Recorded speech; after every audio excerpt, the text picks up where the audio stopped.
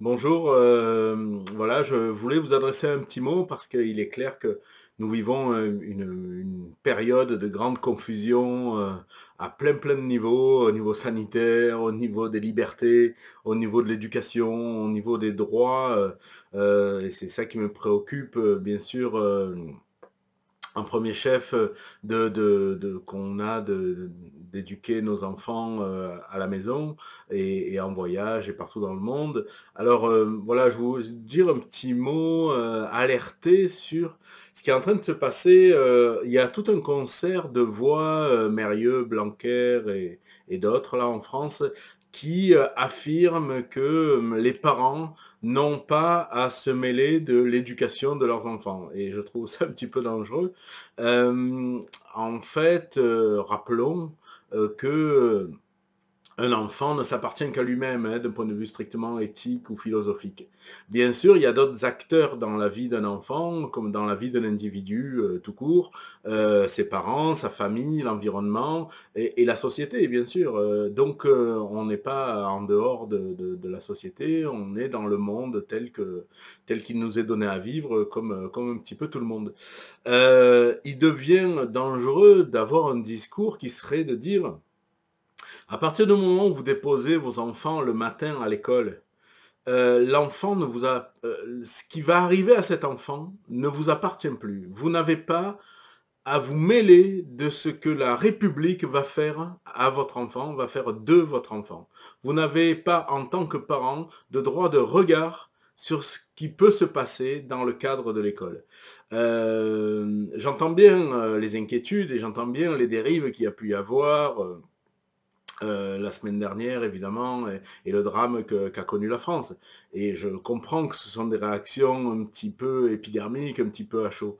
Mais on ne peut pas laisser dire que parce que un parent mettrait son enfant à l'école à 8 heures pour venir le chercher le soir à 5 heures, qu'il n'a aucun droit de regard sur ce qui arrive à cet enfant qui est le sien et sur lequel il a en priorité quand même le droit à dire son mot, et de dire voilà, en fait ce qui se passe dans l'école ne nous regarde pas. D'autant plus que beaucoup de professeurs en appellent à la participation des parents. On demande aux parents, c'est une curiosité évidemment, de dire, on demande aux parents d'être les partenaires de l'école. Alors, ce qui est une curiosité, on pourrait demander à l'école d'être les partenaires des parents. Mais en tout cas, de dire un parent n'a aucun droit de regard sur ce qui se passe à l'intérieur d'une classe, ça me paraît vraiment dangereux, quoi. Donc, heureusement que tout ce qui arrive à mon enfant me concerne. Tout ce que mon enfant vit, que ce soit au club de foot, à la piscine, ou à l'école, ou ailleurs, ce que vit mon enfant euh, a une incidence sur ma vie, mais aussi me concerne parce que je me soucie du bien-être de mon enfant, et c'est pas parce qu'il est à l'école que je dois fermer les yeux sur tout ce qui peut lui arriver.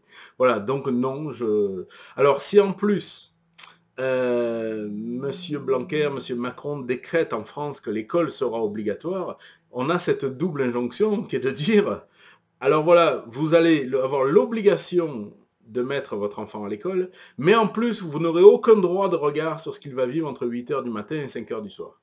Et c'est inadmissible, évidemment. C'est tout à fait inadmissible. Je voudrais rappeler aussi qu'un État ne peut pas, à mon sens, décréter l'incompétence parentale généralisée et héréditaire.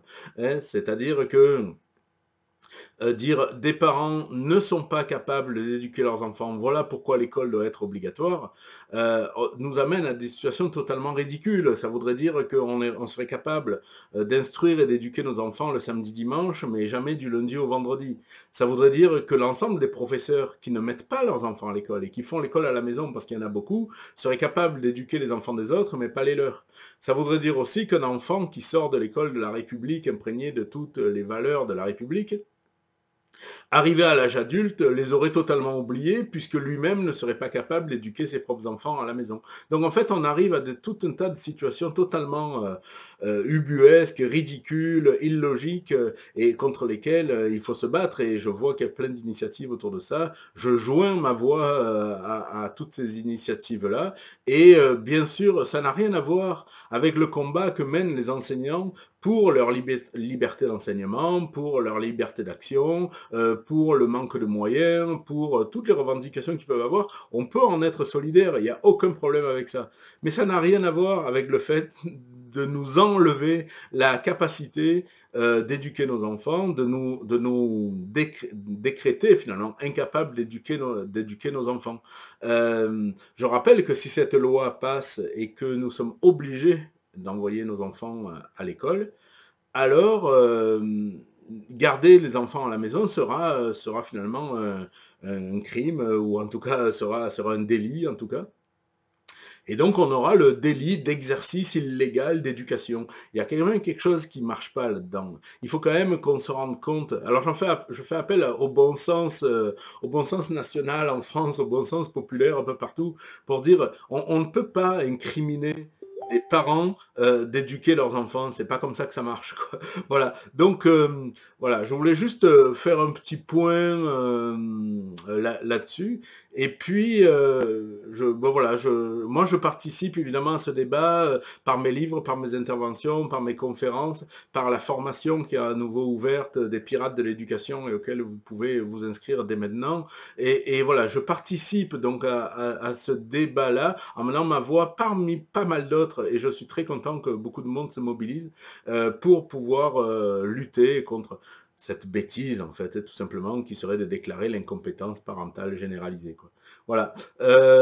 Merci. On continue le combat, on continue la lutte, parce que c'est pas possible qu'on puisse être dans cette situation-là encore longtemps, quoi. Merci.